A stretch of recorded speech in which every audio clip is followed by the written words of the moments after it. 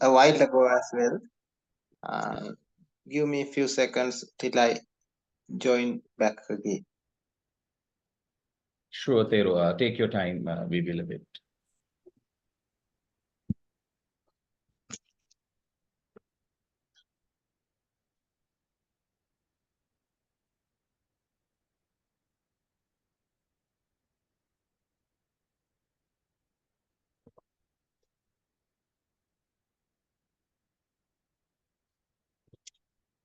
So today also we are going to have this Dhamma discussion, and we have been having several Dhamma discussions over, I think, more than now 10 months, 10 to almost a year, right? It's almost coming to a year. So today also we are going to have this discussion, and our primary aim is to understand the Supreme Dhamma, and understand the anicca dukkha anatta nature of this world, which is the reality of this world, and to understand the suffering nature of this world, and to get rid of all that suffering so that we can attain nibbana, which is the end result that we are seeking as the ones who has a purpose, and who knows what is the correct way of getting rid of suffering. So before starting that, let us remind ourselves about all the meritorious deeds that we have done during this lifetime and also during the samsaric journey. Because as stated in the Maha Mangala Sutta, it says, Pubbeta Kata Punyata. That means you should have meritorious power that you have generated before starting something. So now we are doing that. We are clearing our minds. We are purifying our minds. We might have been in various places thinking about various things, and our minds might be not clear as to understand a pure Dhamma. So we need to clear our minds. We need that pure energy around us to calm our minds, to get a perfect environment for us to understand Supreme Dhamma. That's why we are thinking about meritorious deeds. That's why we are thinking about virtuous things that we have done. So let us think about all of that, the good things, the meritorious things, wholesome things that we have done during this lifetime, especially towards Buddha, Dhamma, and Sangha, and also towards and also during this sansaric journey. May all of that meritorious power agglomerate together, creating the perfect environment for us to understand the Supreme Dhamma, creating the perfect environment for us, for a perfect, quiet and peaceful environment, which is um, a very favorable environment for us to understand Dhamma. And in that favorable environment, let us listen to this Dhamma uh, focus. Let us listen to this Dhamma, focusing on what is being said with wisdom, and let us try to understand the Arya Dhamma, eliminating all the defilements, raga, dosa, and moha we have in ourselves. So accept this blessing with the sadhukara, creating the perfect environment for us to understand them. Sadhu, sadhu, Sadhu, sadhu. And also, since we have now cleared up or make the necessary or ideal environment for a Dhamma discussion, all things have two sides, so negative and positive. We have covered the positive side, but all the negative side, which also gets aligned in this type of a situation, is things that we have done against the Supreme Buddha, Dhamma, and Sangha. So we have, since we have encountered many Buddha sasanas during the sansaric journey, since we did not know what is right and what is wrong before understanding the Supreme Dhamma, we might have done various unwholesome things towards the triple gems. If we have done such things towards the triple gems, let us acknowledge our faults. So in Buddha Sasana, the forgiveness and acknowledging our faults and repentance is all one thing. So when we are seeking forgiveness, what we really do is we acknowledge our faults and we move on with by correcting those faults, by uh, understanding that we are not going to do these kinds of wrong, unwholesome things again. So let us imagine that Supreme Buddhas are in front of us, and let us seek forgiveness. By seeking forgiveness, what we mean is, let us acknowledge our faults, that we might have done various kinds of unethical things, immoral things, unwholesome things towards Buddha Dhamma Sangha and towards any sentient being in this universe. And let us acknowledge these faults, and let us promise ourselves that we are not going to do these kinds of unwholesome things again in our lives. Accept this with a sadhukara. Sadhu, sadhu, sadhu. Sadhu, sadhu. So, if you, since we have new comers as well, so it is better to connect. So, when we are having a discussion like this, it is actually taking what you have already generated. If I simplify that, so you have done meritorious deeds, especially towards Buddha Sasana. So you have been involved with Buddha Sasanas before. You have been involved with Buddha, Dhamma, and Sangha, the triple gems. So you get the opportunity to get something back.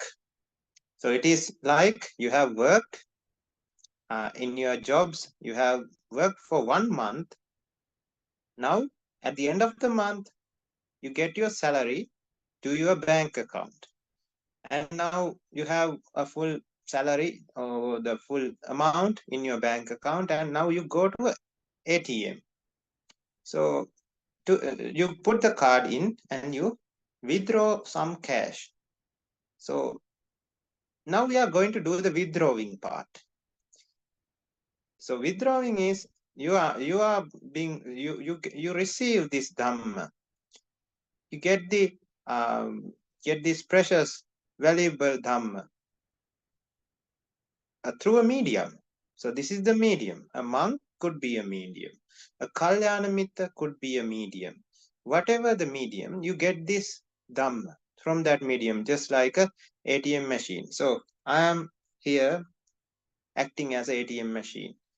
So it's not the money of the ATM machine that you are going to receive.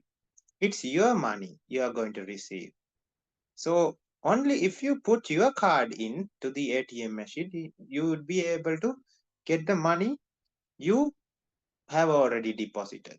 So that's why the questions are the ATM card.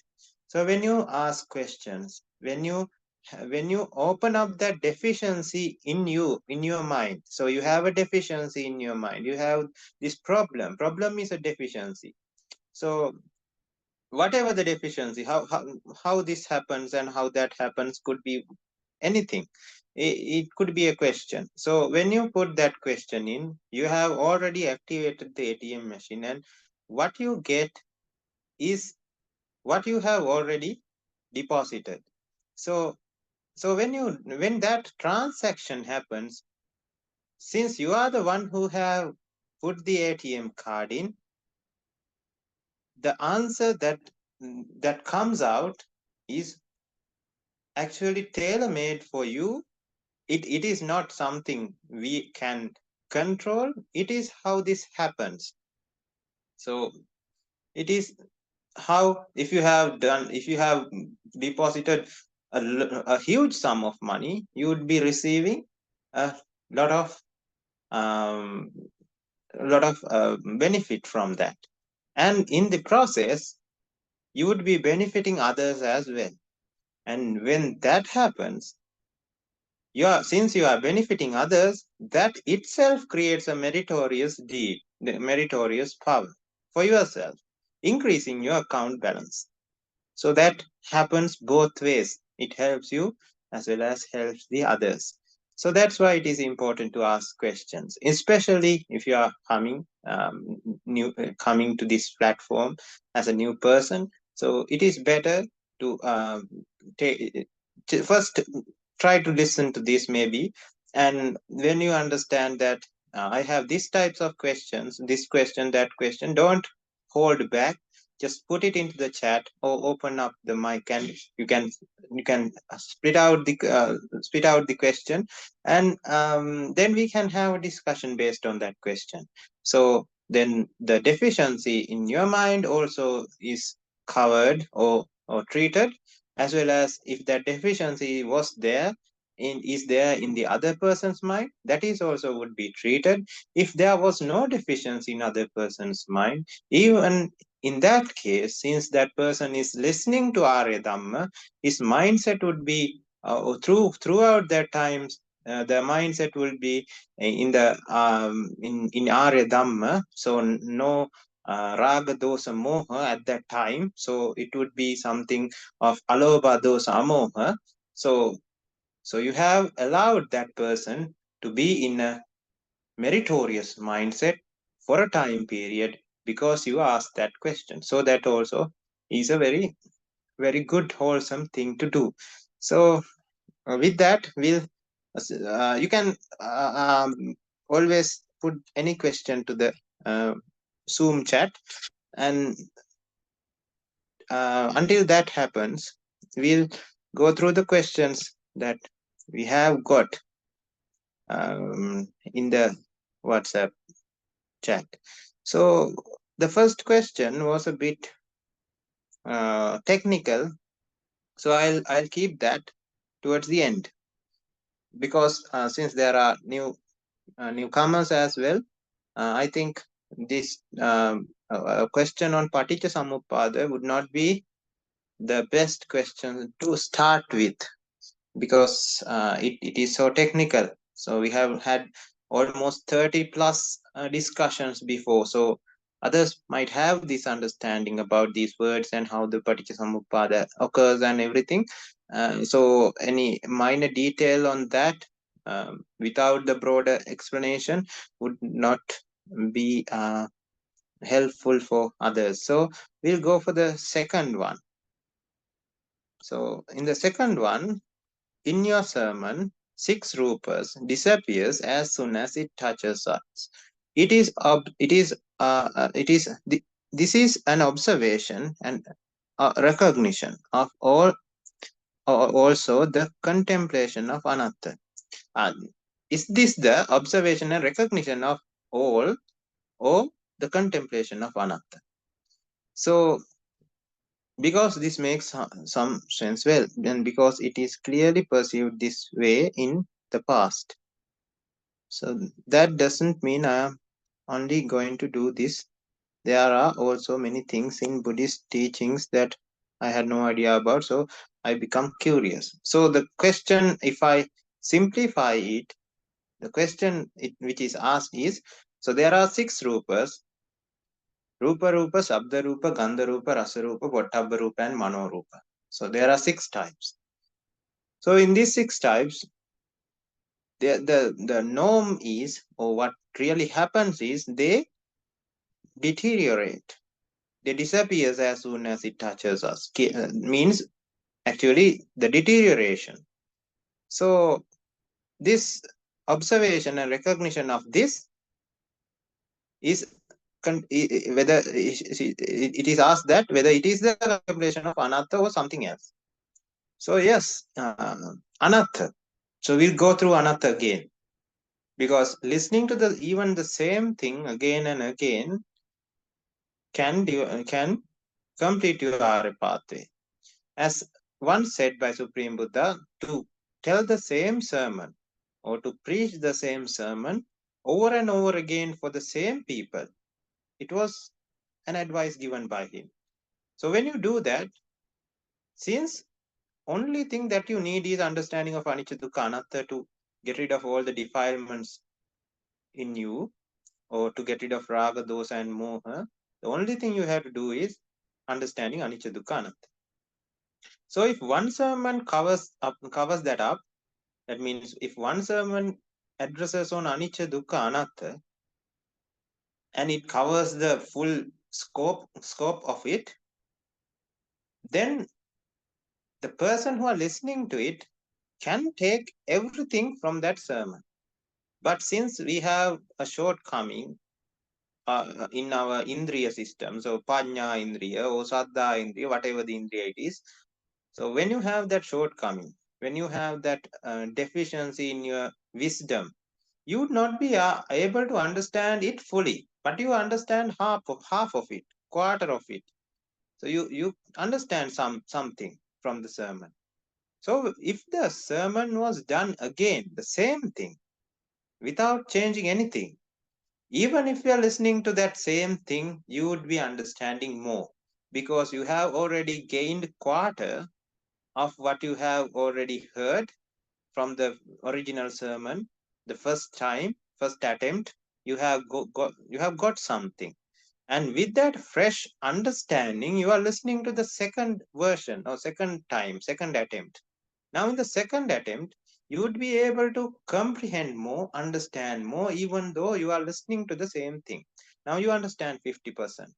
Again, when you do it for the third attempt, fourth attempt, still the same thing, but the understanding would be different. Because at the end of the day, what you need to understand is anicca, dukkha, and anatta. So that is why it is helpful when you ask questions about anicca, dukkha, anatta, and when you practice on anicca, dukkha, anatta. So you ask questions on anicca, dukkha, anatta, and you understand that, and when you practice it, you are in your mind, you are having a discussion. You are doing this in your mind. Now we are having a discussion one-to-one, or we are having a discussion, face-to-face discussion here via the Zoom platform. So you are having that sort of a discussion in your mind with yourself when you are thinking about, or when you are doing the vipassana.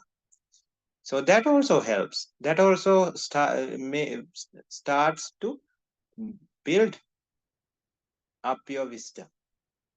So anatta is a very broad area. It has anicca and dukkha in it as well. So anatta is a broad area. Let's say anatta is a sky, and in this sky there's this pure anatta, which is a spot in the sky. Let's say we have 3 moons. Unfortunately, we only have 1 moon. But let's say we had 3 satellites. So we have 3 moons. So the first moon is anicca, the second moon is dukkha, and the third moon is anatta. And these moons are glowing in the night sky.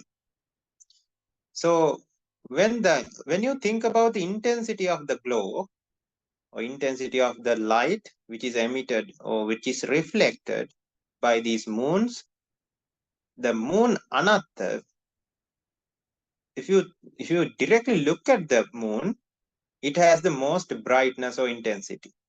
When you go towards or when you go away from that moon, the intensity starts to reduce. And if you look at the moon which is dukkha or which is anicca, still they are very bright. And the color, or maybe the color is different. Maybe the intensity is different from one person to other because of their understanding. So everyone's mind is just like a sky with 3 moons in them. Anicca, dukkha, anatta. This is an analogy to make you understand a point. So the anicca, the light reflected from anatta falls on anicca and dukkha as well. because even though the intensity is less, the anicca, light from anicca, falls on dukkha and anatta, and a light from anatta falls on anicca and dukkha. So if you see at this moon, which is dukkha, you are already seeing a part of anicca and anatta in the moon, which is dukkha as well. So the intensity is very high. The dukkha intensity is very high at that moon, but you have a part of anicca and anatta in that as well. Something like that. It is a mix. So likewise, now we understand this anicca, dukkha, anatta is like just if I give another example, it is just like an apple, and but you are seeing at this apple from 3 different angles. So it's the same apple. Since the angles are different, you are weaving at that apple, or we are seeing that apple from anicca angle, dukkha angle, and anatta angle. So it is not identical if you compare the 3 surfaces, but it is identical in another way because it is the same apple anyway. But if you go to the minor details, there are spots and there are changes in shape, there are changes in color. Those are different. So anicca, dukkha, anatta is the same thing.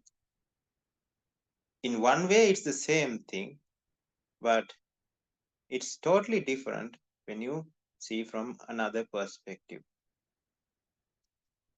I hope you understand what I'm trying to say. So anatta is based on the pure meaning of anatta is based on jara marana.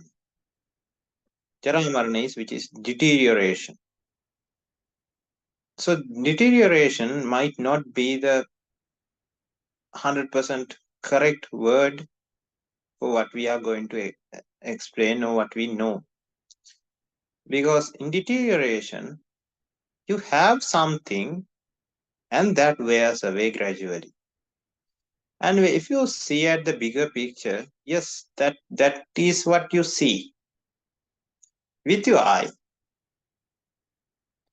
Let's say you have a big piece of ice, cube of ice, and you have that cube of ice on the floor in the sun in a sunny day, and you see at that, and you look at that ice cube, and you see a good big ice cube, and after 10 minutes it shrinked, and you would say it's just wearing off, or it is just decaying, deterioration. Anything can be applied there. It just slowly wears away, and it becomes water, and the size of the ice cube is getting smaller. It shrinks, and after 10 minutes, after 15, 20, now it is getting smaller and smaller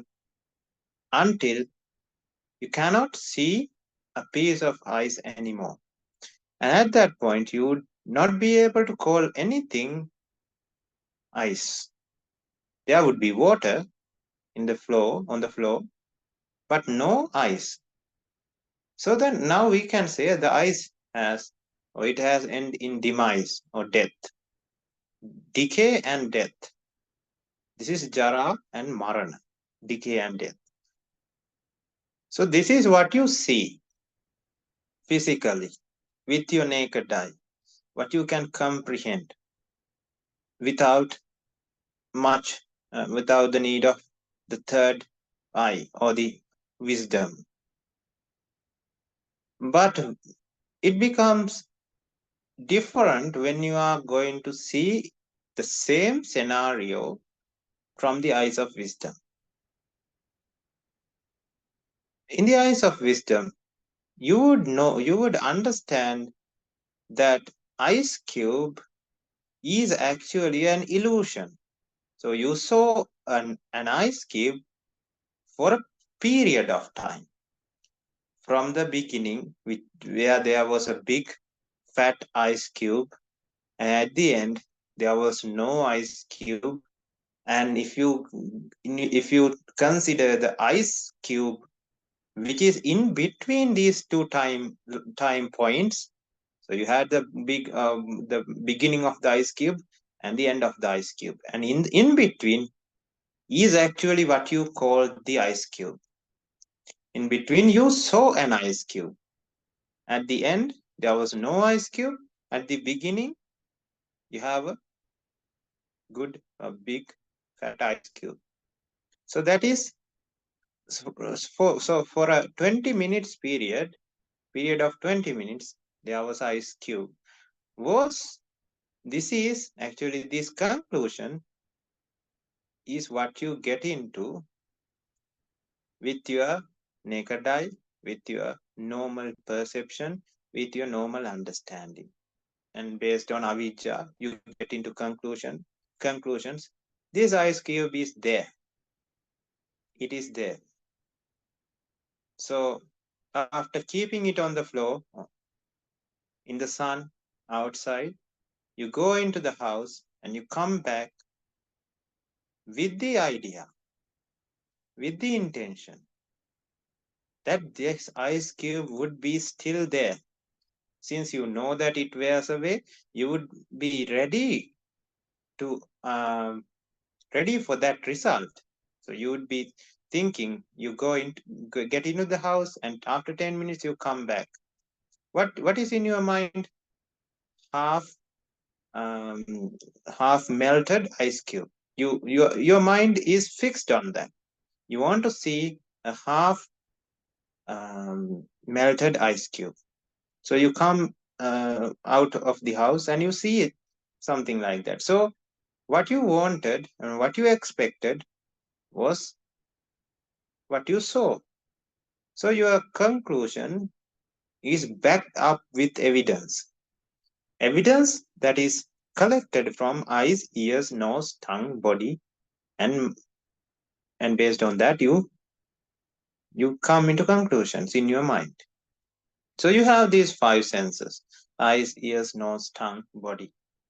And based on the inputs that are taken in from these 5 senses, you would get into conclusions. Now wisdom is something else. Panya, actually the correct word is panya. Panya is seeing the reality.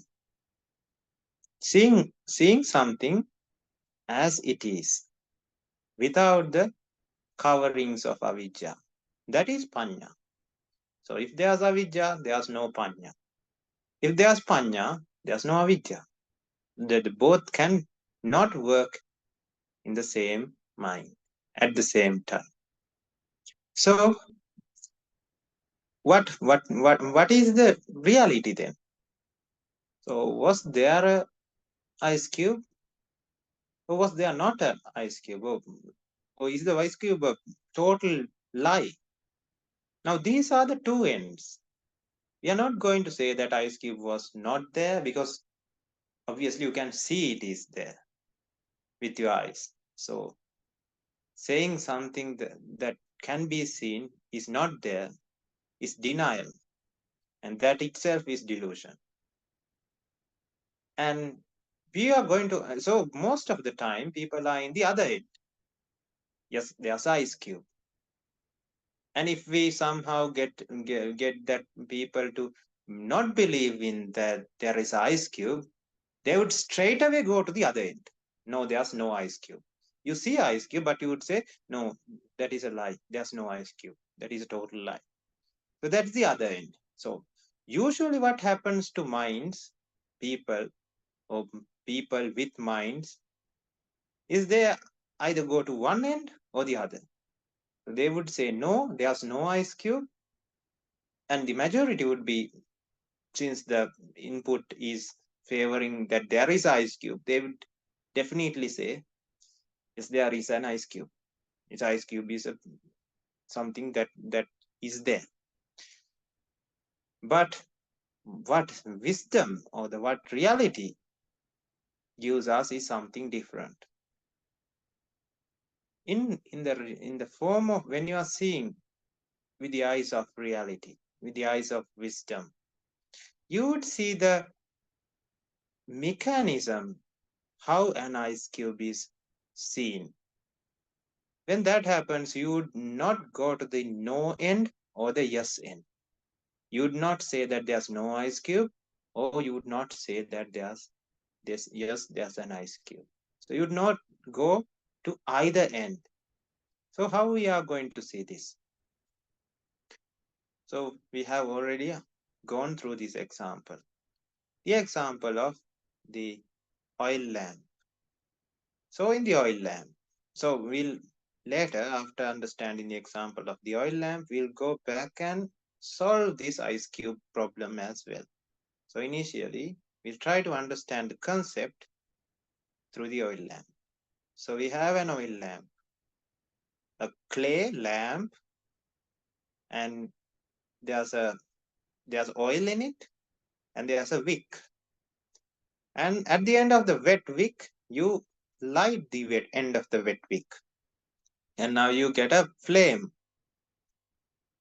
Now this flame, again just like the ice cube, you go into the house, or you go into your room, and you come back to your living room where the lamp is there. And the lamp is lit, and you can see the flame. And the whole room is brightened by the light of the lamp. So you went into your room and you came back after 10 minutes. What comes to your mind? So I lighted a lamp and it's still going on. It's still on. Still brightening up the room. And you go back again to your room. And when you come back again to the living room, still automatically what comes to your mind is what you expect. When you come to the living room, what you expect is a bright living room because of the lamp you have kept at the active lamp, or the lamp with a flame going on. So that is the normal mindset. So what we are trying to understand, we are trying to close this physical eye, naked eye, and ears, nose, tongue, and body. And we are trying to open up our eyes of wisdom, and we are going to see the mechanism of how a flame is being created through our eyes of wisdom. Now there's oil. What happens when oil is at the end of the wick? Since the end of the wick is hot, there's a chemical reaction, and this oil molecule is broken down. When the oil molecule is broken down, heat energy is emitted in the flow. What we see in the outside is a flame, in the form of a flame. So it is basically light energy and heat. So what brightens up the room is a light energy, or we can say electromagnetic energy. So it is how a flame is created. Now we have to see there was an oil molecule, and this oil molecule is oil molecule number 1. And the oil molecule number 1 reacted with oxygen, breaking into carbon dioxide and water, releasing heat energy. And this is the reaction. You don't need to know this reaction. Anyway, a reaction happens. And in a reaction, you have the effects as well as the causes. Causes are the oxygen and this, what you call these oil molecules. And the effect is light, carbon dioxide and water. We don't need the carbon dioxide and water part. We need the light. So the effect is the light and the causes are oil and oxygen. So in this reaction, oil molecule it gets destroyed.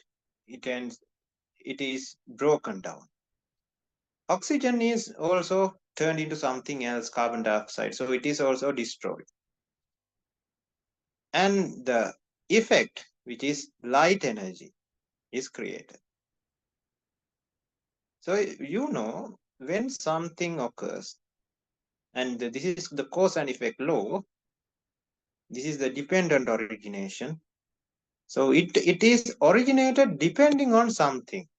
So the what is originated is the flame, and what the flame was dependent on oil and oxygen. And these two things got destroyed in the process. And when the causes are destroyed, how can the effect last? It cannot last because it is dependent origination. So if, let's say, you have a light bulb on, and there's the whole room is lit, it is brightened, there's no darkness, and all of a sudden there's a power cut. Now, since it is dependent origination, the brightness is originated and it is dependent on the power, electricity. And when the electricity is gone, there's no light anymore.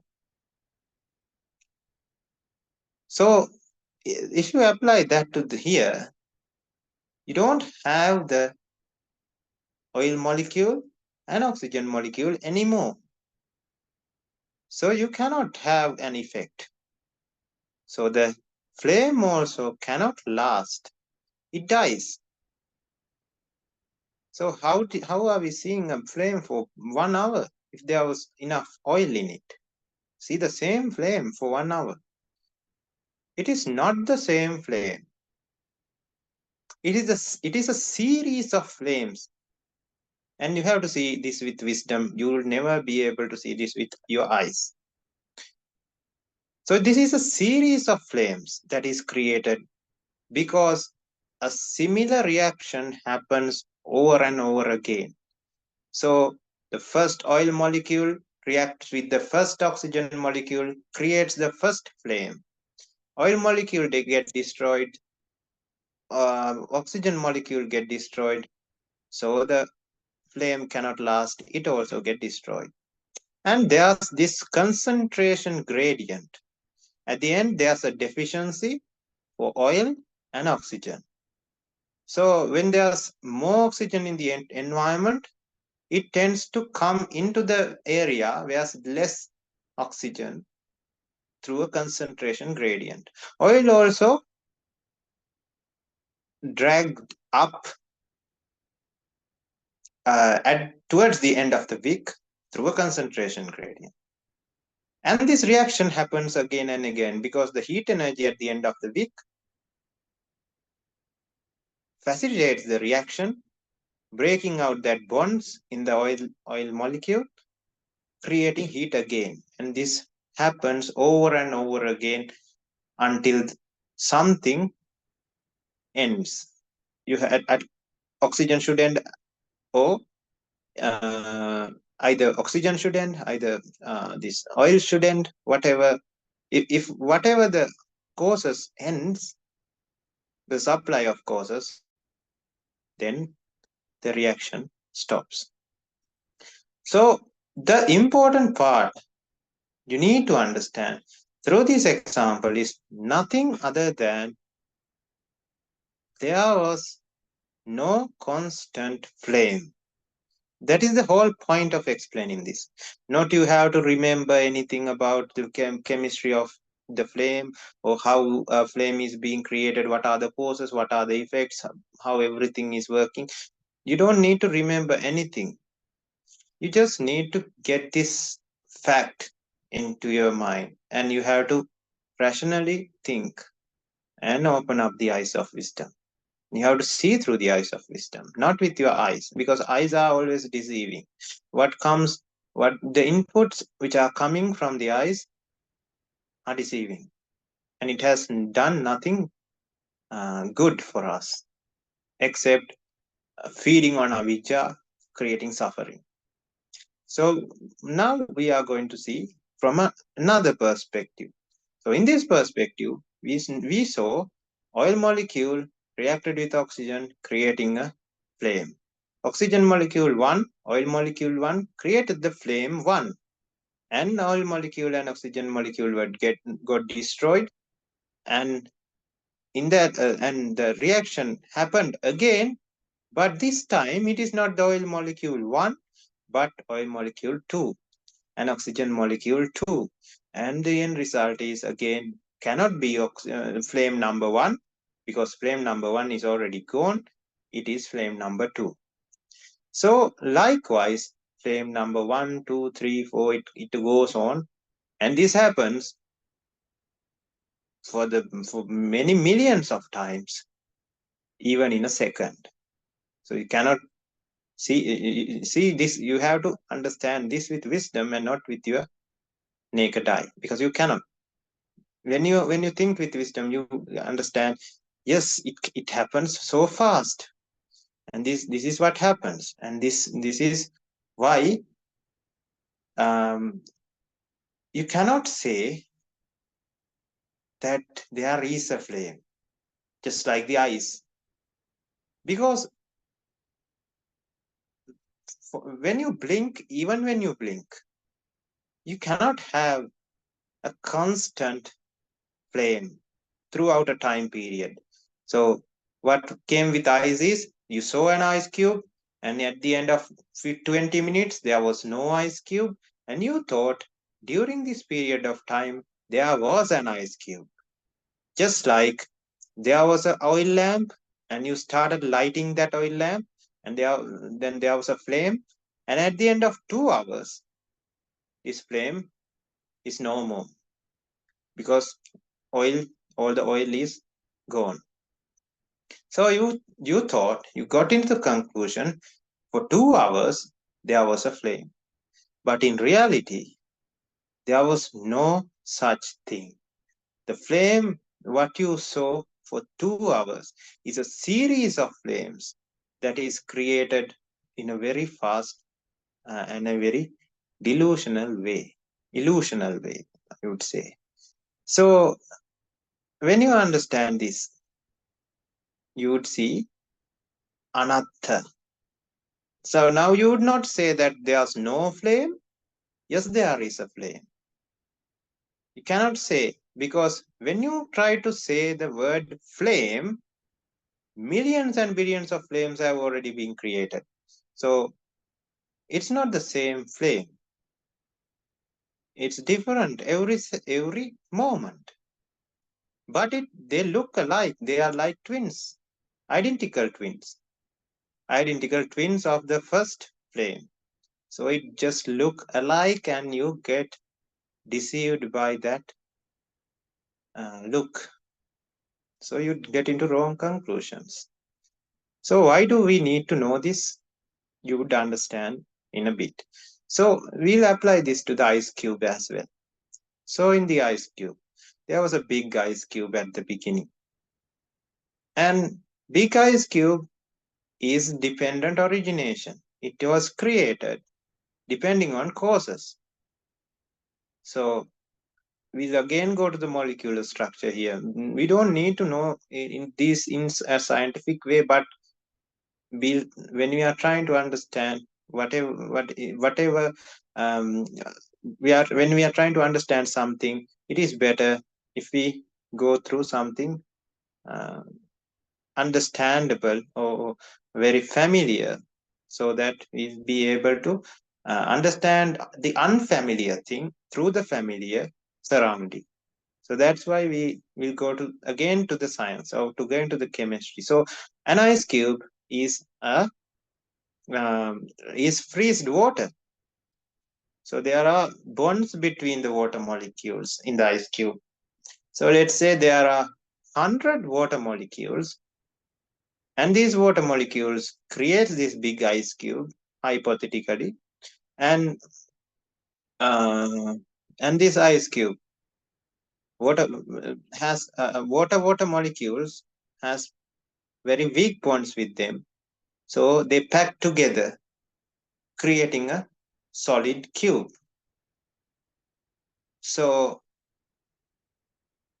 in this example, so again, after 1 second, after 2 seconds, when that water molecules are getting released from the lattice, or from the huge network of water molecules, it changes. So you cannot say it's the same ice cube, it's something else. So initially it was a wholesome ice cube, a big one, and after 2 seconds it's something else, and after 3 seconds it's something else. So it changes, it wears away, it decays. Likewise, like the example of the flame. So the flame is, or it is generated. The flame is the best example here. It is generated at that point with causes. So it is the same for everything else as well, for physical as well as mental. So we'll go through your house, we'll go through your vehicle, car, we'll go through your clothes, we'll go through your chair, desk, and we'll go through your people, or people in your life. So if we go through the people first, you have your child, and it started with the person or the babies. The development of a baby started with one cell and end up in, let's say, after 600 years, that person dies. So there's nothing constantly there throughout that period. It is due to causes, an effect is born, and these causes are degenerated when the effect is created. Since that happens through just like through a reaction, series of reactions, because the karmic energy facilitates that, and there are many energies in our universe facilitate the life. So when these energies and everything facilitates avijja and everything, tanha, upadana, these act together, and when these act together, creating the perfect environment for this equation to work, you can see a growing person. And at the end of 100 years, that person is dead. You don't call that person, let's say, George anymore. This is the corpse of George. Or dead. This is a dead body. And before, when there's only gametes, ovum and sperm, you don't call that George even. And in between, you see a George. But that is not constant. Just like the flame. Just like the flame, it gradually changes its form and deteriorates and becomes something that you cannot call with the name you have already assigned it. You now cannot call that George. That is a piece of meat, a piece of rotten meat, dead meat. And before also that was a cell. And in between you see a person. So if you touch this George once, and you take this and you touch him again, you're not touching the same person. Just like the flame. If there were causes for George to live, if all the causes, there are millions of causes, billions of causes, which we don't know. See, our human body is very complicated. everything should work perfectly in order for us to live. So there are many causes that facilitates our living, or for us to be alive. So if even one cause is out of place, in the next second, you cannot call that dead body George. So that changed, because that is not George anymore, since everything is kept together, or we can say at the moment, at certain moment, all the causes are getting aligned, creating the effect. So George 1 is created. So since all the causes are also getting deteriorated with time, George 1, the result is also getting deteriorated, creating the opportunity for the next effect to occur, creating the space, creating the concentration gradient. Everything is there because the already created result is deteriorated. Otherwise, you would not be able to see a evolving person, growing person, talking person, walking person. Nothing would be able to see. You would not be able to see nothing. It would be a ghost town, with nobody being able to think or move. Oh, nothing in the world will be moving, because already created things should be deteriorated for another thing to occur. And that is how the evolving world occurs, how waterfalls come down and through the gravity, how wind blows from one area to the other, how a leaf of a tree fall from a branch to the floor. So everything is due to this nature of, or this nature.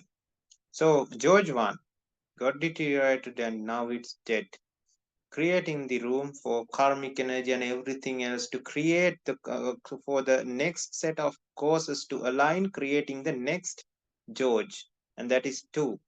And that is also getting deteriorated. They're creating the causes for the George 3. And one day, at least even one cause is out of the place, that George ends there.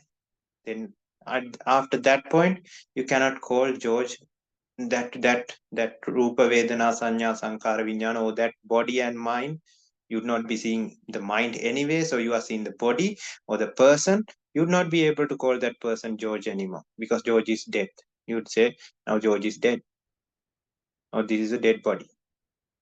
So likewise, everything is the person.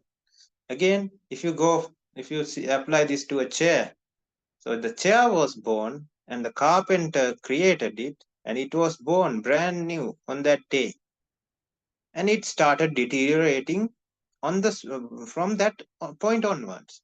It is deteriorating and it goes on, and one day there would be a day that you would not be able to call that chair a chair.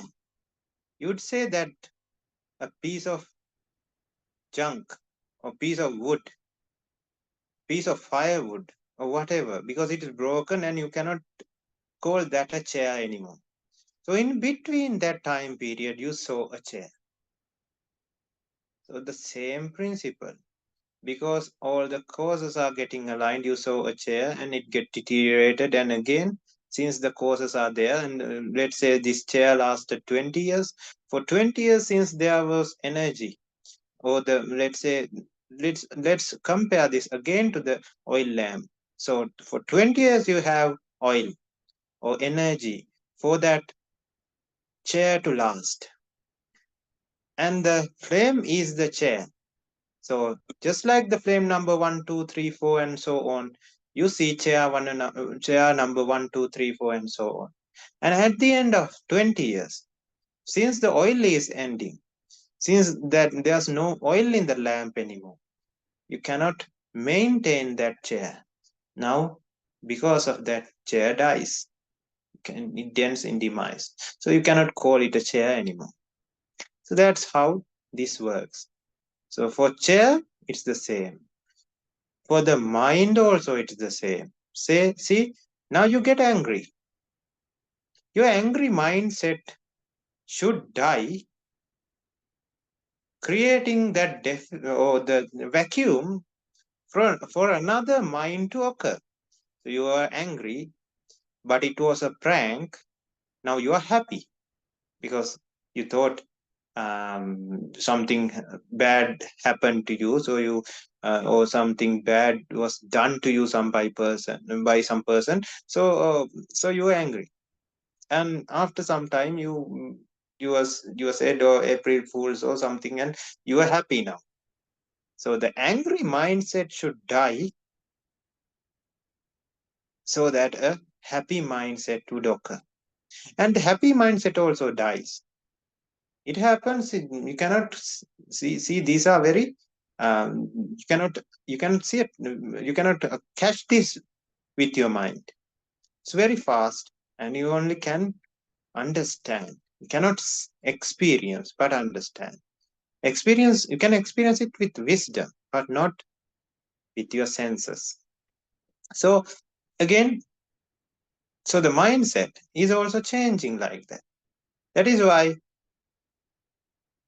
this becomes a problem when you see otherwise. Otherwise means when you have the wrong understanding that this world is nature, which is the mentality that it is there, constantly living or constantly occurring thing, a constant object lasting for a time period. That is Atha. You think that is good. So I can use this for 20 years. So they also give a warranty period of 5 years. When you see a warranty period of 5 years, you think, oh, this is worth it. So Atha means value, essence. So when something lasts for a bigger time, bigger period, let's say it lasts for an eternity, they would say you can have a warranty of 50 years for this. And another one says, I can only give a warranty of 2 years. What is more valuable? You would obviously go for 50 years, because when something lasts, when something can last, it is valuable. Whether it's a person, object, or whatever it is. But in reality, that is an illusion. That is what we understood with Anatta. That is an illusion. It is not real. It is seemed that it is real with our senses, 5 senses, but with wisdom we can see that is not the case. And when we understand this, we can get rid of a whole chunk of suffering in our lives.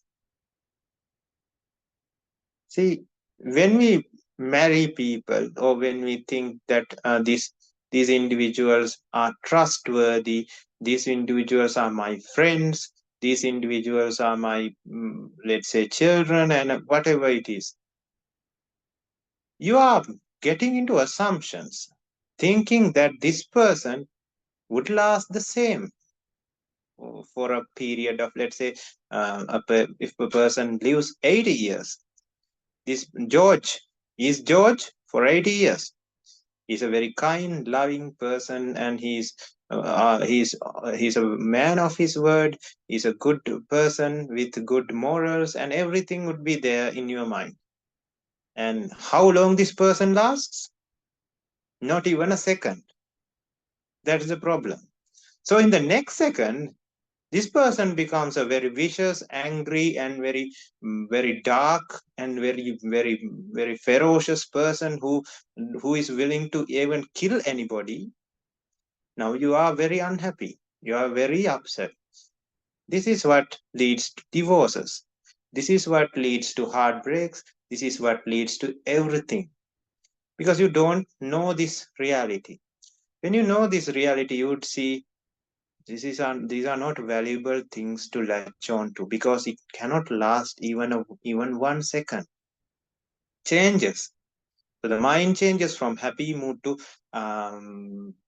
happy mood to angry mood, and from angry mood to happy mood, and back and forth. And you think that it's the same person's mind that changed. No, the person itself is totally different. And it is happened due to causes and effects.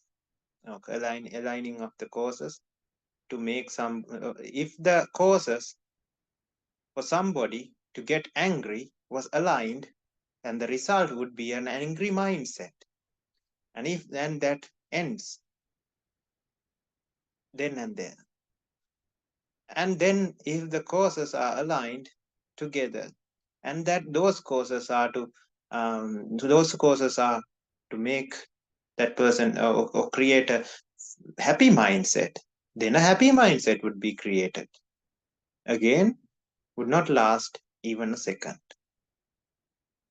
If you are happy for 5 minutes, 5 seconds, it is because for that whole 5 seconds, just like the flame, just like the flame was there for 2 hours, and you thought it's the same flame, but it was a series of flames. It was a series of happy mindsets that was there for 5 minutes. That's why you thought you were happy for 5 minutes. Now this is why you cannot do anything, what do you call it, essence, full of essential in this world. Because let's say you own a car. Now the car also got deteriorated, and you also got deteriorated. Now who owns what? That car also is not there. That person is also not there. Now, when you understand this, we are not going to exceed the social norms or the norms of this world. We still be saying that this is my car, this is my house, but we'll get rid of the factor that creates suffering, which is attachment. Now we'll see. We are going to see that these things are not worthy of getting attached, because it is just like ice. What is there to get attached to a piece of ice or cube of ice? When you see the bigger picture, you can say you will not be able to latch on. You will not be able to take anything when you die. That is also totally correct. And if you have this understanding applied there, that is the 100% pure understanding of anatta.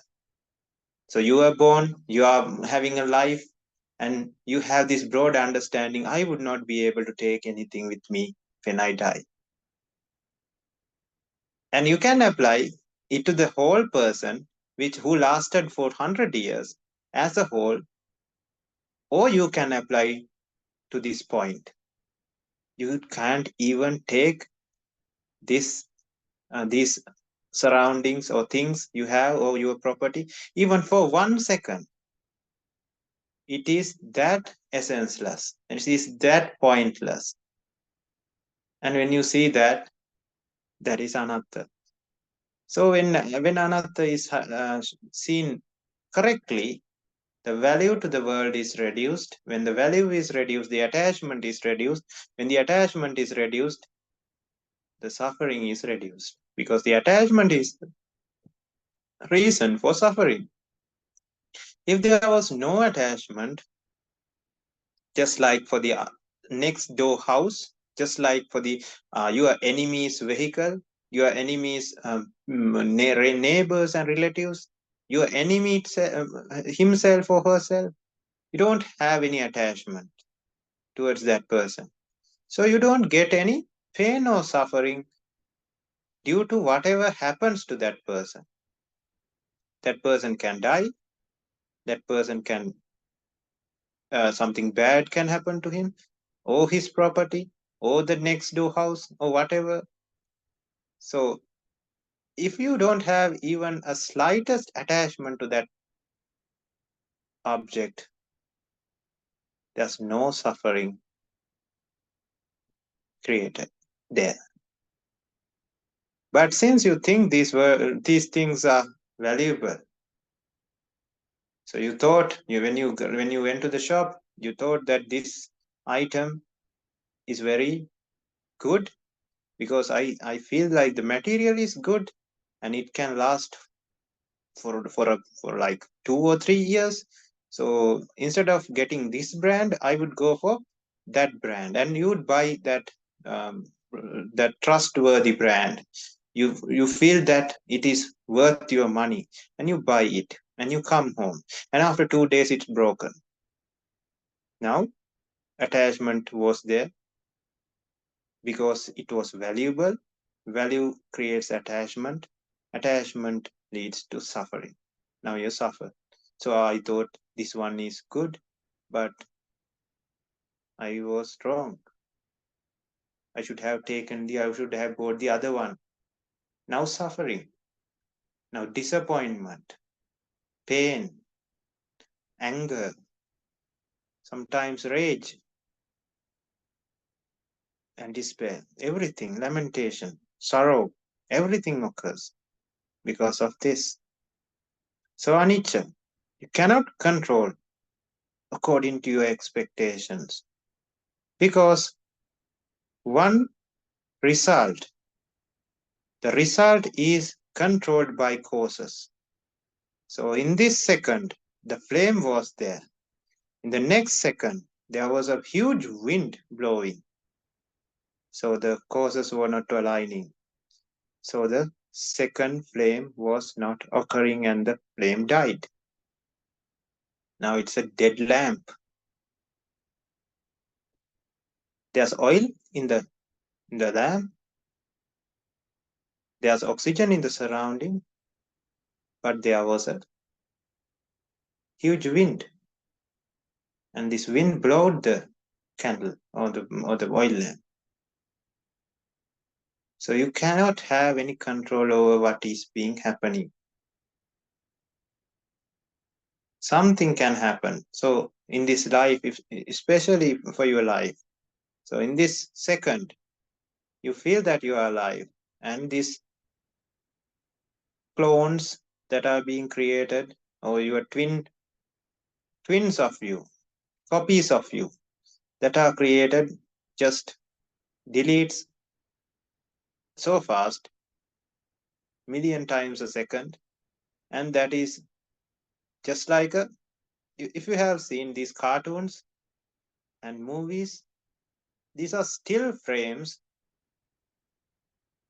created, or a series of still frames in a very high speed on the same screen. So you see people talking, moving, doing stuff, because these still frames are moving in a very fast speed on a TV screen, just like us. So what if anatta was not there, if deterioration was not there? You'd not be able to see that film. It would be a still photograph instead of a film, instead of a movie. It is called a movie because it is a moving images. So there cannot be movies if there's no deterioration, if there's no the viparinama. So this is the name of the characteristic, viparinama. If there was no viparinama, there would not be any movies. It would be still pictures, and I would not be able to do this discussion because my opened mouth.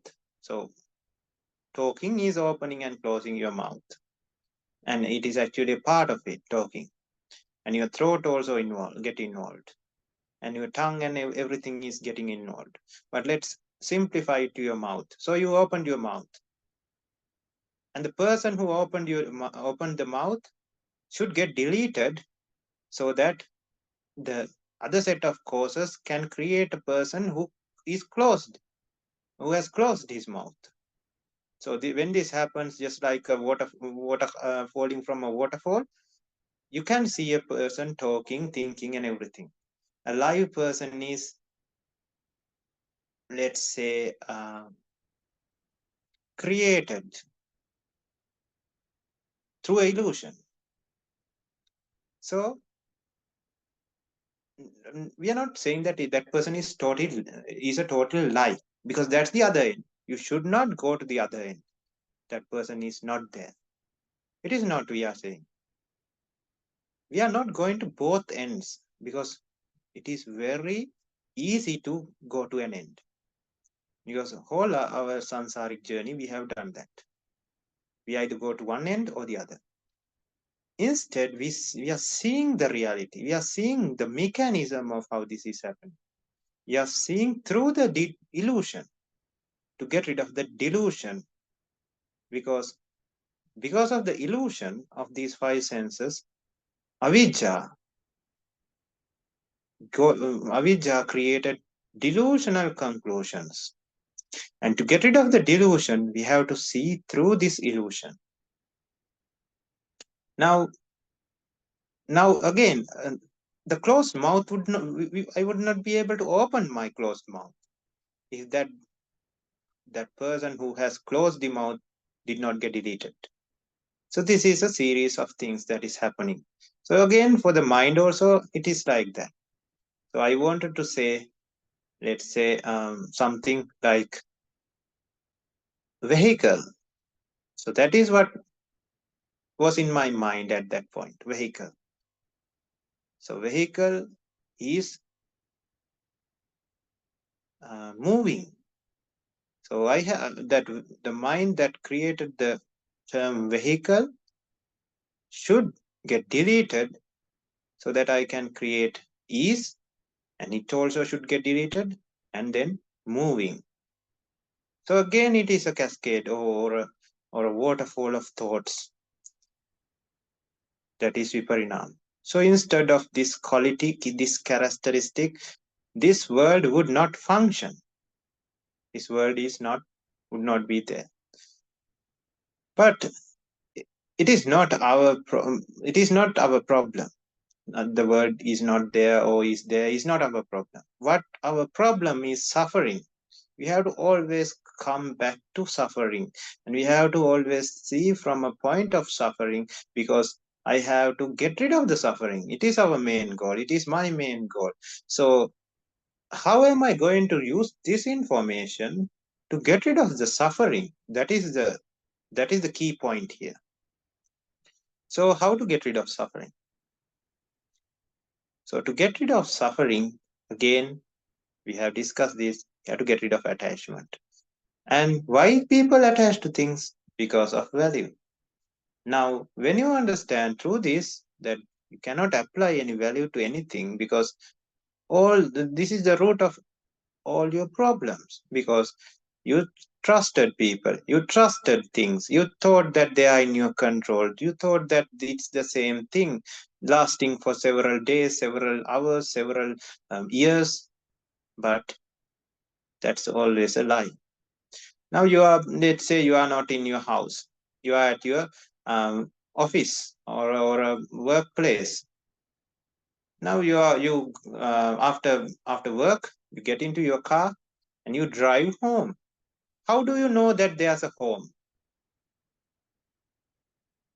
Because home, or the theory we just discussed, applies to your home as well. Let's say there was a bulldozer or whatever, or an earthquake, or whatever that can destroy your house, a tornado or whatever it is, cyclone, and destroys your house and flats it onto the ground, and you go home. What you are going to is your old home, which is in your mind, which is in your memory.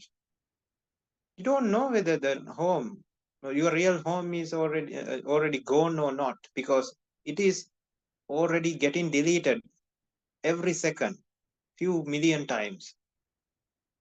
If the causes for that to occur did not align in the next moment, your house would not be there. Again, that's the same for the car. Again, that's the same for the road you use towards the house. Again, that's same for everything else. For you as well, you keep your foot and you are walking, you are changing your foot, so that you walk. So you keep your left foot and then again right foot. What if you could not keep the left foot again because there was no causes for that thing to happen again?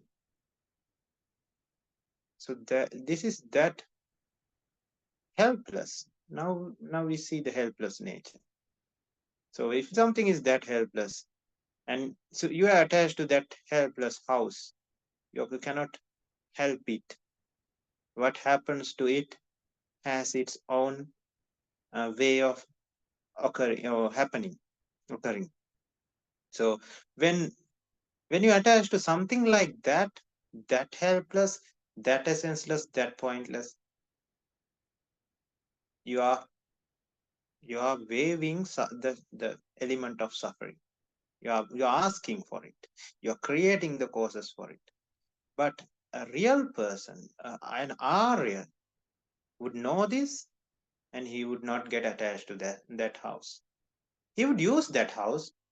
He would not be homeless because house is a suffering thing. So I would not be using houses. So I would be staying on the outside on the streets. That is not the way these things are handled.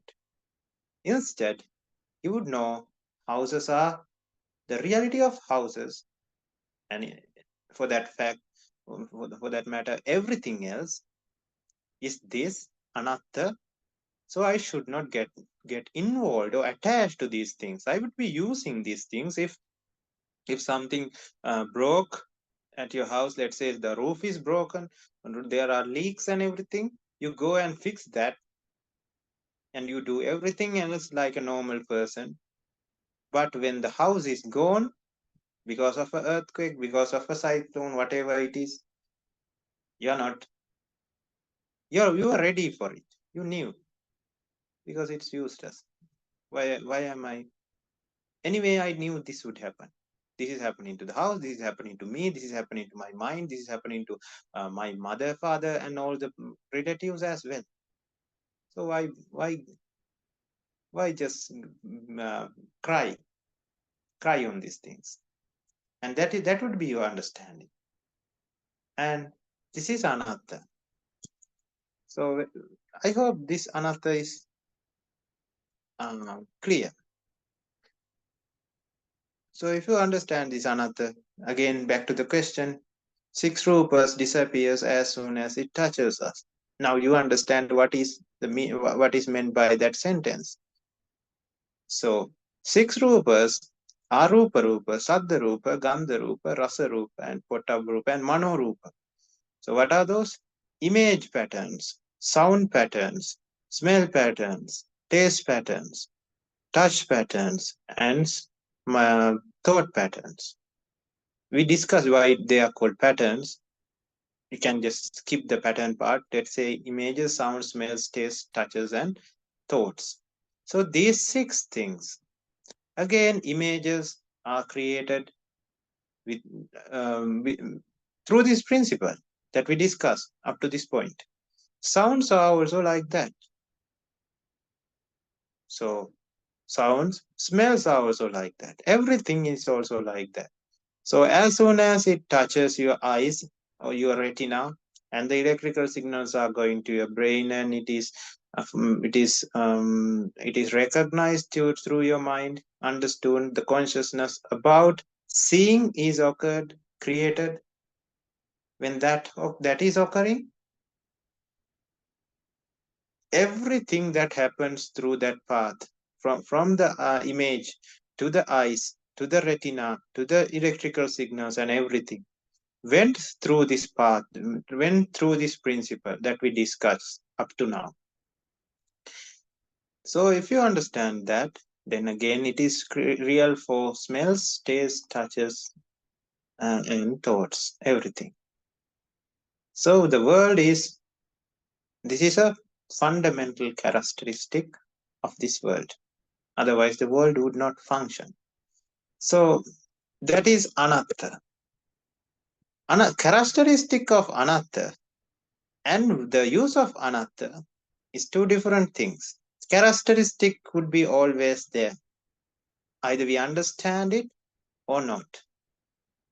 Not that you just understood, not that I told this and all of a sudden world became anatta. Anatta was already there throughout this samsara. We are just hearing it right now. So anatta, when you understand anatta, the importance is it is used to get rid of your problems.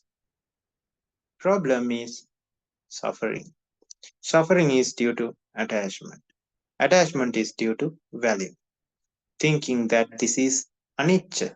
No, nicca. Nicca means can be controlled according to your expectations. So that is why you bought these things, bought these items, which says 5 years of warranty and everything, and you thought, yes, I can use this for 5 years. And all of a sudden, in the next 2 days, that is gone. That is dead, destroyed, or stolen, or water gets into the electrical object and it is not working, or the phone slips from your hand and it drops like 2 or 3 meters down, and the screen is gone, broken, shattered. So cannot control. According to the expectation was to go for 5 years, and it was stolen as soon as you get out of the store. That is not happening if you can control based on your expectations, based on how you wishes. So anicca. And the dukkha nature. Dukkha nature is because if you get attached to these kinds of things, you'd get burnt. Just like you are getting attached to fire. If you touch fire, you'd get burnt. But you would be using fire. Just like you would be using your house, using your things without getting attached. Attaching is like hugging the fire. You'd get burnt. So the dukkha characteristic is always there in everything in this world. Suffering characteristic is there. Cannot change it. You just have to use it in the proper manner so that it would not hurt you. So the anatta characteristic is what we have discussed so far.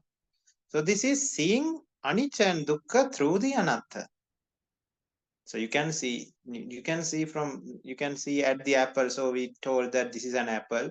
So we are seeing from 3 sides, anicca, dukkha, anatta.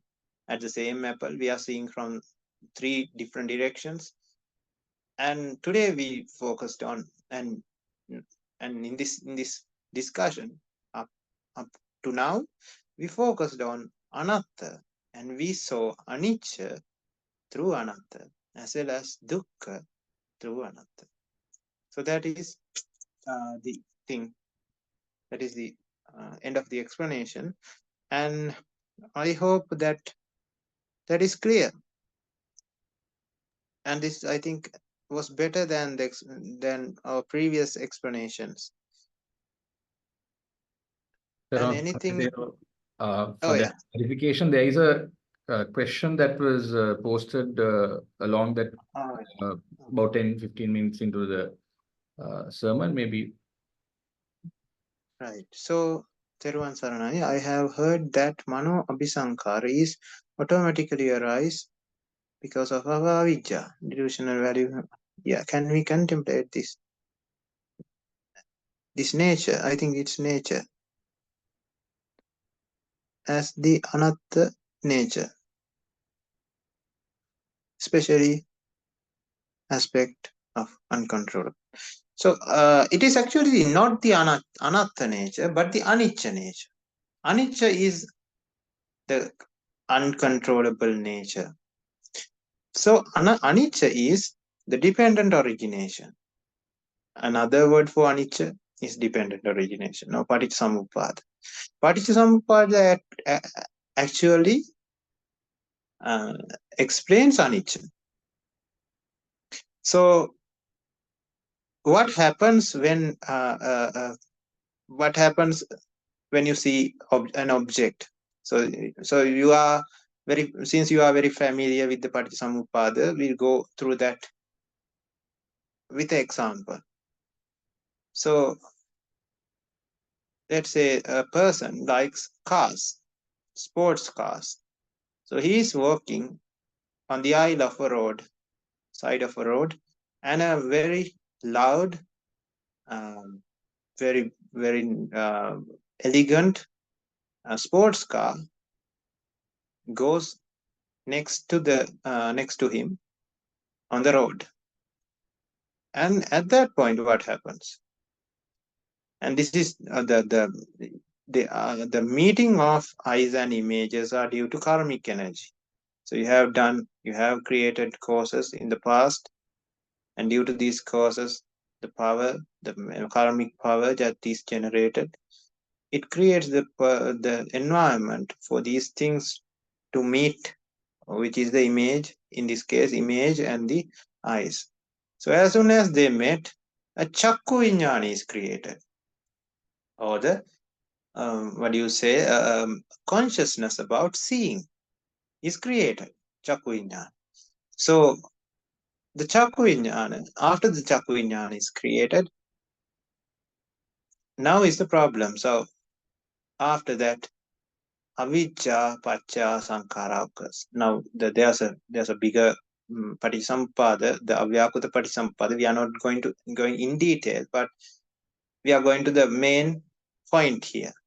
So based on what you saw, based on the consciousness of seeing, since you have created that nature in your mind, giving value to sports vehicles, so you have that tendency you have created in your mind to like sports cars.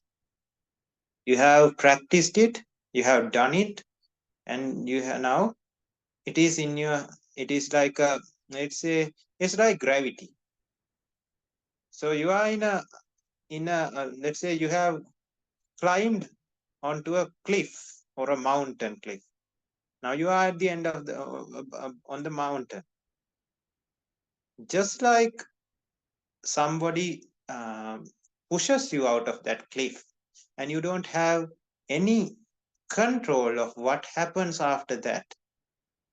This pushing part is just like you seeing that image of that vehicle, and that pushing is done by the karmic energy.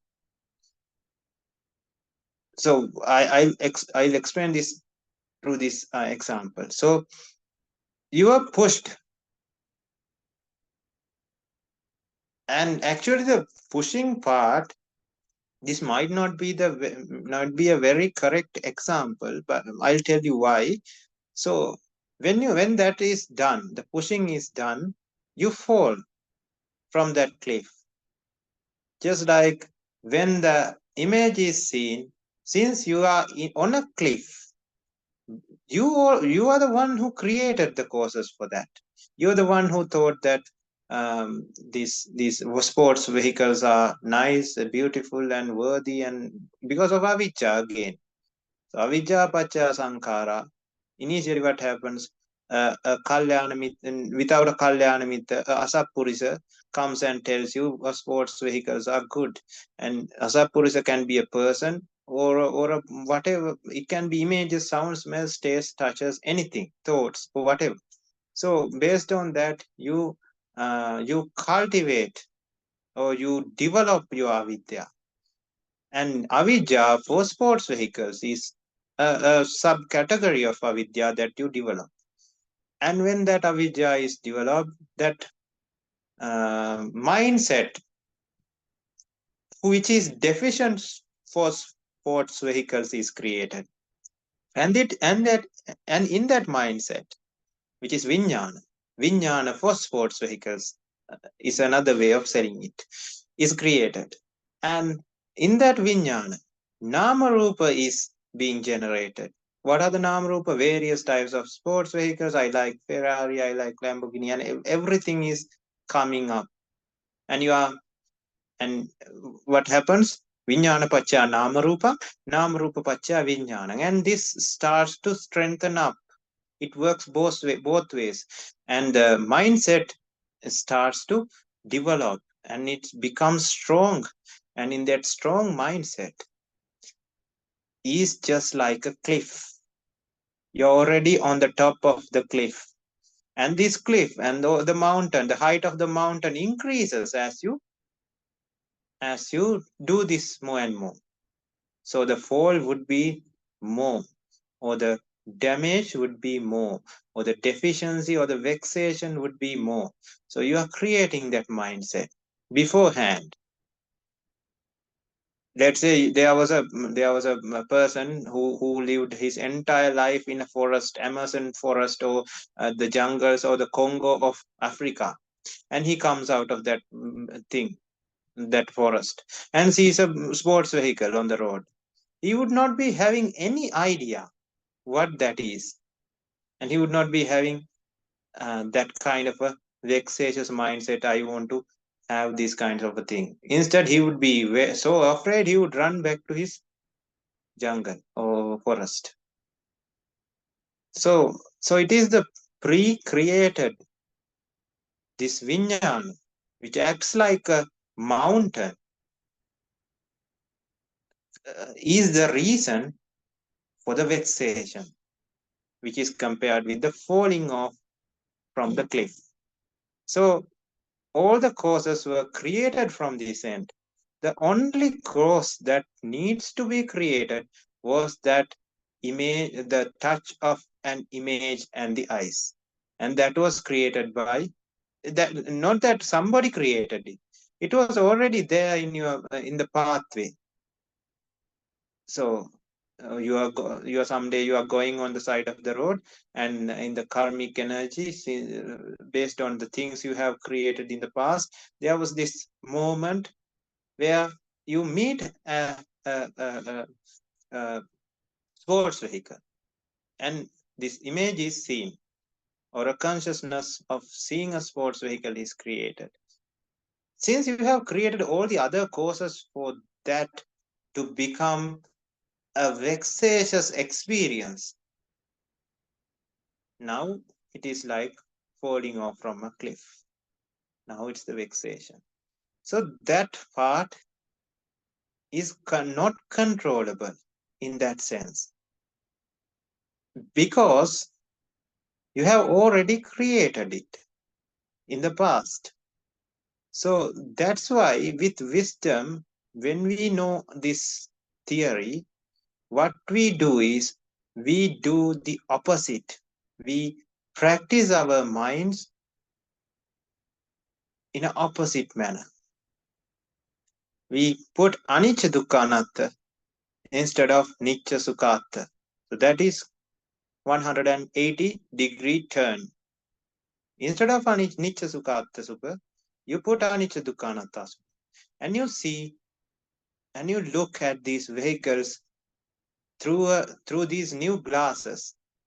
So instead of black glasses, or let's say sunglasses, you are having clear glasses. This is opposite, and you are seeing at that these images, this nama rupa, in that manner. When you condition in that way, now that cliff or the mountain you have already you are on starts to decrease in height until it comes to the ground.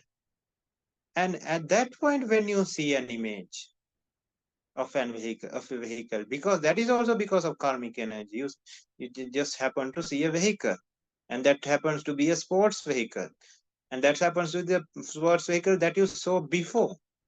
Still, you are not in that the vexation is not created at that point. The pain and suffering is not created because you are not on that big cliff to be pushed onto the oblivion. You are on the ground. You are flat. That is called upekka ekagrata. Upekka tara upekka. Upekka is what you get when you do this, when you practice this. So it is the now at one point we say that it is fully uncontrollable. It is a dependent origination. You have no control over what happens. And then we say, now do this. For something to be done or to do something, this you would feel that I should have control to do something. Otherwise, how am I going to do it? So you'd feel that this is controversial. At one point we say it's uncontrollable, and other points we say do this. What is the problem here? The thing is, I'll give you an example here. So you have a ball of fire, and when it is rotated in a circle, you see a circle of fire. And it does not mean that there's no circle of fire or there's a circle of fire. Just like in the case of anatta, you have to see the mechanism, how it got created. Because if somebody asks, where does this circle of fire come from? You would not be able to answer that because it did not came from anywhere. And if somebody asks, where does this circle of fire goes after this show? You can answer that as well because you know what is happening inside. So you'd say, no, if somebody says, no, this is a lie, there's no circle of fire, it's a total lie. Then the person would go to the other end and say, no, there's no circle of fire. Now, what are you seeing then? Aren't you seeing a circle and it is created of fire? But yes, but that is not there. Now that is one, the other end. Instead of these two ends, you see, now the circle of fire is created like this. There was a ball of fire, and when this action happens, when this mechanism occurs, you see a ball, what you call a circle of fire. Now apply it to our problem. So when we do things, when things are happening, we say it is out of our control. And on the other hand, we say you have to control yourself. You have to get rid of raga dosa moha. You have to discipline yourself. Disciplining is very important. Now it is something like this. You see the ring of fire, and you understand the reality of it. But if the ring of fire is useful, you would be still using it. Let's say this ring of fire is used in the procession, and it is beautiful, so it is used in dances. You know how the ring of fire is created, but still you will be using it for your benefit. Just like that, you know how this illusion of being able to control occurs. It is an illusionary created. Now you feel like I'm talking, and I'm talking what I want. It is what I feel, and it is the illusion. Just like you saw a constant thing over a time period. It is actually created because all the causes are aligning, just like a cascade or a waterfall, and it happens all the time until one cause goes out of place. So I'm walking, just like my body is it's my body, my choice, and you walk, and you walk without any problem until you have a broken bone, until you have a nervous breakdown, until you have something wrong in your muscles. Now the causes are not aligned, you would not be able to walk. But until that, you will be walking, and you would be using that illusion where you would be able to control this to your benefit, to do your work. But with the consciousness or with the mindfulness, this is not controllable according to your wishes. But it is something which is created or which is shown in that way due to the illusionary way of this world. Now that is what you would understand. So you understand how this works, but still be using it for your benefit. So we are not going to say now this what you call the ring of fire is a lie, it is an illusion, so we are rejecting it. We are not going to use it anymore. No, that is not the way. We'd be using it for our benefit with the understanding of how that is happening. Because use of things is not the problem again. Attachment is the problem. Value is the problem. So you need to get rid of the value. So I hope that covers two questions. I think the first question, which I was going to tell after the second one, was also covered in one go by answering this question we had right now. I hope this is clear. Thank you very much, Thero, for that clarification. I think we've just received yeah. One important example, while me listening to the sermon, if I make the right effort with the right mindfulness for 2 hours, should I try to understand this in this way about Thero's Rupa Rupa Saddha Rupa, which is seen and heard. Now, when you are listening to Dhamma, you are already in the pathway. So don't narrow it down to some one thinking pattern. So if you narrow it down to one thinking pattern, your mind would not be able to cultivate or develop on what you already have. Chintamaya Panya is very important.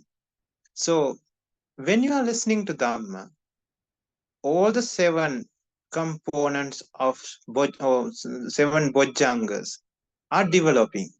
You should not try to apply it to something you already know and try to see the world in that manner. Because at the end of the day, what we want is to get rid of raga, dosa, moha, not to think in some what do you call limited way, so that everything you see and hear and smell and taste and touch falls onto that way of thinking. It is just like you are narrowing your ability to think. You're not going to do that. Instead, what you do is you are increasing your ability to think. So you would think in different ways, but that way should not be kama sankappana, avyapada sankappana, avihinsa sankappana. Instead, you should practice nekkhamma sankappana, avyapada sankalpana, and avihinsa sankalpana. You should not practice kama sankalpana, vihinsa sankalpana, and vyapada sankalpana. So, what is that? So if we are to get rid of raga, dosa, moha, then we should practice vitaraga, vitadosa, and vitamoha, the opposite of raga, dosa, moha. As long as that criteria is filled, don't bother what things you are thinking, because if that criteria is filled, you are already in the Arya pathway. So you don't need to think in a certain way all the time, 24/7, for this to occur. But you have to have this condition, which is you should know when kama sankalpana occurs or the attachment occurs. And you should know it is the reason for suffering, and you should know to get rid of that using anicca, dukkha, anatta. So when we are listening to these 2 hours of discussion, we are in that template. We are not talking about anything that would attach you to the world. We are not talking about things that images that are good and you should get attached. Nothing like that is discussed here. So we are not talking about any sounds, smells, tastes, touches, or thoughts maybe there are thoughts, but the other ones, especially, again, you are not told to get attached to these things, and these things are especially Nitya Sukha Atta Subha. You're not told in that manner.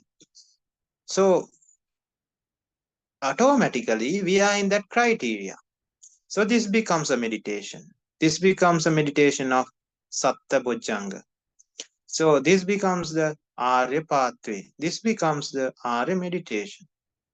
So you don't have to do anything extra if you are listening to Dhamma. You're already doing what you need. But when you are out of this Dhamma discussion and when you are doing your daily course, what happens? Your mind starts getting out, your mind becomes you lose the mindfulness, and you become what do you call your mind go here and there and out of the place, and to raga dosa moha, and at that point be aware, now you have exceeded, or you are going off the road, you are going off the Arya pathway, and at that point get and try to pinpoint the root cause, which could be something of value. That is why your mind got off the path.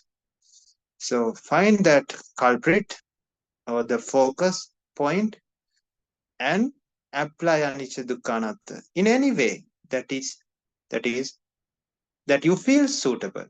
You can experiment. You can apply it in anicca, dukkha, anatta, all three, or asubha sanya, or adinava sanya, or viraga sanya, pahana sanya, sabbaloke anabhirata sanya, whatever it is, whatever you feel like. You don't have to know these names even. You just have to think based on your wisdom, which you have already gained through discussions. So when you do that, the value given to those things, the object of interest, would be getting weaker, weaker, and you would be able, and you would get rid of that problem, and that is Arya path. That is practicing Arya pathway, and that would and your Arya discipline would develop, and at the end, that is what gets you to Ragakyo Nibbana, Desakyo Nibbana, and Mohakyo Nibbana.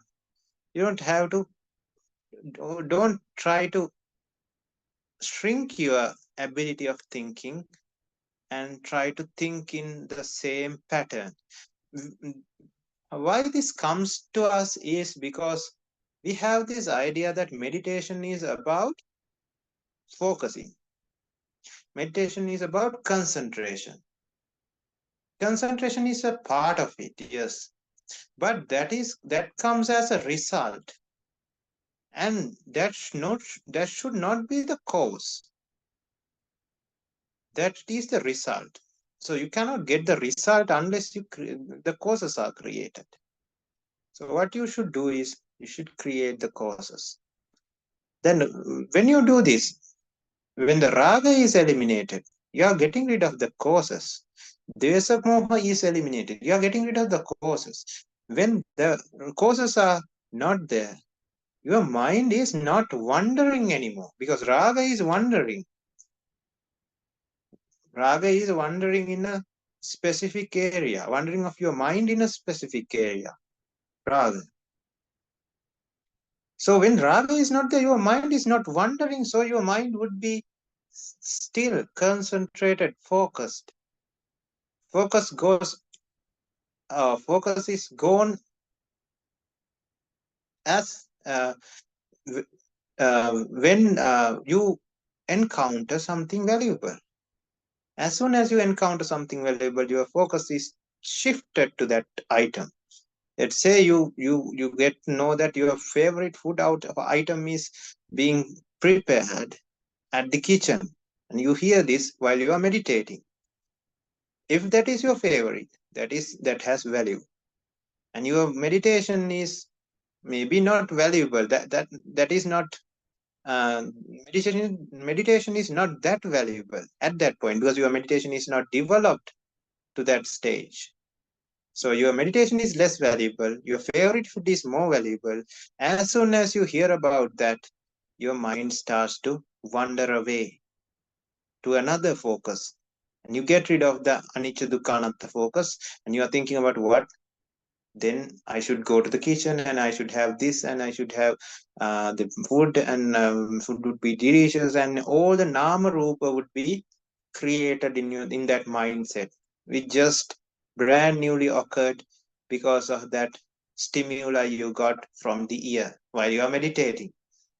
So the real meditation is just shift back to the meditation by finding the culprit, which is the favorite food, and applying anicca dukkha anatta on it, reducing the value, getting rid of the problem, getting rid of the attachment, so that your wandering mindset would have no fuel for it to occur again, so that your mind would be still again, or come to a focus again, and you would be focusing on anicca dukkha anatta and nibbana, of course.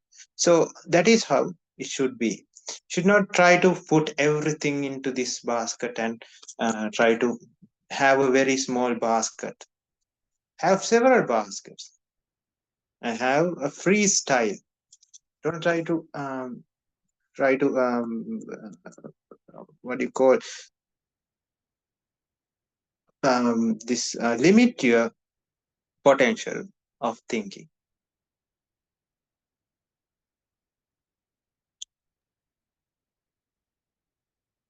I hope that's clear. Thank you very much, Thero. I think it has been acknowledged on the chat as well. We invite, if there are any further questions, to be posted into the chat box. We've come to almost 2 hours of the sermon, but Thero, if there is maybe a question or two, we will take, if that is okay with you, and if not, we will. Okay from my end. Sure.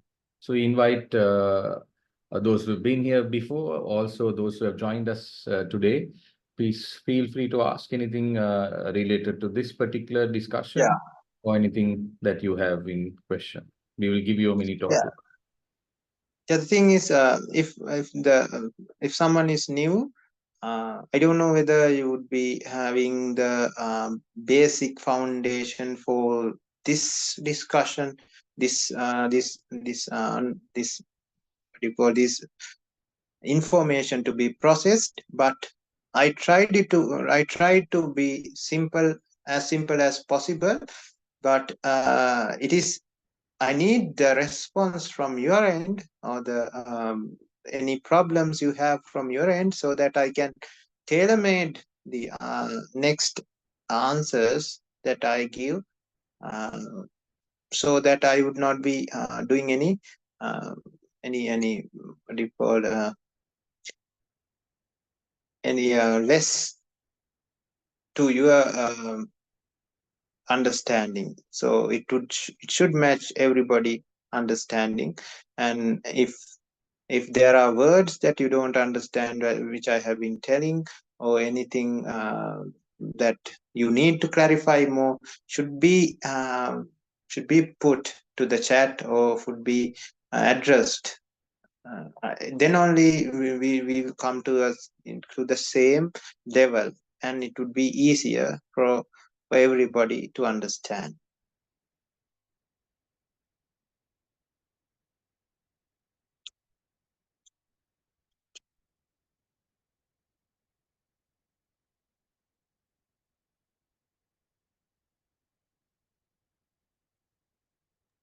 We'll give some time, and if there are any questions, we'll take it on. So maybe 1 or 2 minutes for them if they're typing or anything like that. Depending on that, we will see you to conclude or not.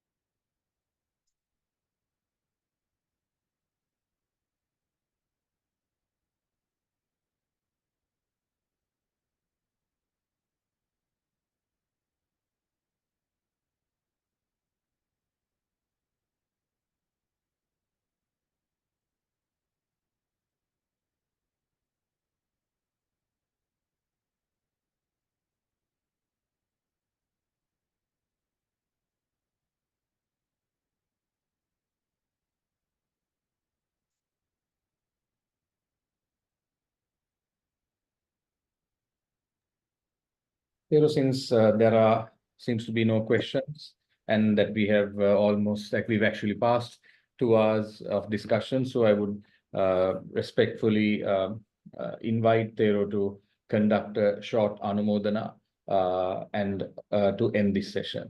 So kindly invite you to conduct it. Sadhu, sadhu, sadhu. So today also we have been discussing about the main core concepts of Dhamma, Anicca, Dukkha, Anatta. That is actually what is needed to be understood 100%, so that we understand the reality without any shortcomings, and that would help us to get rid of the attachments we have towards these worldly things and in this samsaric journey in Nibbana. So for 2 hours we have been doing that, and our mentality, our thought process always with the focus of on these discussions, your thought process was always towards the anicca, dukkha, anatta, or the arya dhamma. So it is said in Dakkhina Vibhanga Sutta that if somebody reminds or processes about things about anicca, dukkha, anatta, especially anicca, that is the highest level of kusala that one can do. So we have been doing that for more than 2 hours. So everyone's meritorious power which you have gathered throughout this discussion may agglomerate together along with all the meritorious deeds, that meritorious power you have gathered throughout the sansaric journey, creating the perfect environment for you to understand Arya Dhamma, completing the Arya pathway, eightfold pathway, attaining the supreme bliss of Nibbana. Until that time, may everyone get the perfect background, which is life, refreshness, power, comfort, and wisdom. And in that perfect environment, may everyone be able to open up the eyes of wisdom and to complete the Arya pathway. Accept this blessing with sadhukara. Sadhu, sadhu. Sadhu, sadhu, sadhu. And also, let us, in this special occasion, let us remind ourselves about all the diseased relations we had throughout the samsara, and also the ones who helped us throughout the samsara, especially parents, teachers, and the ones who gave us jobs, ones who were around us all the time, spouses, children, neighbors, relations, and everybody, and also the ones who constructed our houses, workplaces, and roads, vehicles, and whatnot, everything, and also the ones who were harmed and hurted by us, the ones who were subjected to our wrongdoings, injustices, because back in the day, 10 unwholesome acts were our basic tools of survival, and we might have done various wrong things towards the worldly beings. And let us acknowledge our faults and promise ourselves that we are not going to do those things again, and let us transfer this meritorious power to them as well, and also the ones who are in the gods realms, and also the Brahma planes, and the ones who helped us have this discussion, the ones who are behind the scene helping us, their parents and also their relations, the ones who are helping to maintain these institutions and also temples, maintain the internet connections, digital devices and everything, and also all the sentient beings in the universe. Let us spread this meritorious power to all of them, regardless of wherever they are in this universe. And may they rejoice on these meritorious deeds, regardless of their current state of being, irrespective of wherever they are in this universe. If they are in miserable places, may they refrain from doing sinful acts. May they replace those sinful acts with meritorious deeds, and may they lead happy lives, ultimately understanding the reality of the world attaining the supreme bliss of Nibbana.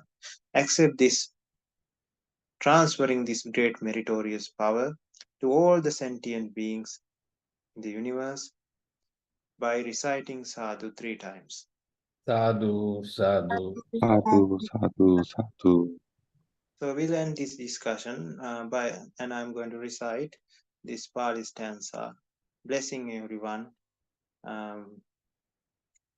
life, comfort, refreshness, power, and wisdom, and Nibbana at the end. Abhivadana Silis Nichang Vadda Pichaino, Chattaro Dhamma Vaddanti Ayuvanno Sukham Balang, Ayurarogya Sampatti, Sabgha Sampatti Mevacha, Atho Nibbana Sampatti, Iminate Samijatu. May everyone attain the supreme bliss of Nibbana. Sadhu, sadhu, sadhu. Sadhu, sadhu, sadhu. Thank you very much, Sadhu. Thero, for your valuable time.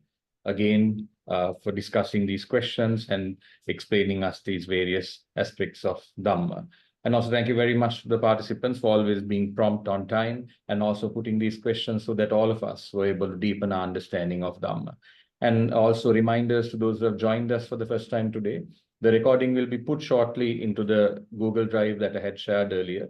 You also have the opportunity to go into that. It is numbered in order, where from the first to today would be probably the 33rd or the 34th discussion. So you may go through those as joining the other ones, so that way you might be able to better understand. But feel free, please, to send any questions. You can also send it directly to Thero. Thero's number is in that group. If you wish to do it that way, you can send it to me if you want, or commonly to the group, whichever that makes you comfortable. But please send it forward so that we can, if there's the need, we can take it into discussion. With that, we conclude the session for today. Theruvan Saranai Pahamdune. Theruvan Saranai to all. Theruvan Saranai, everyone. Theruvan Saranai. Sadhu, sadhu, sadhu, Theruvan Saranai.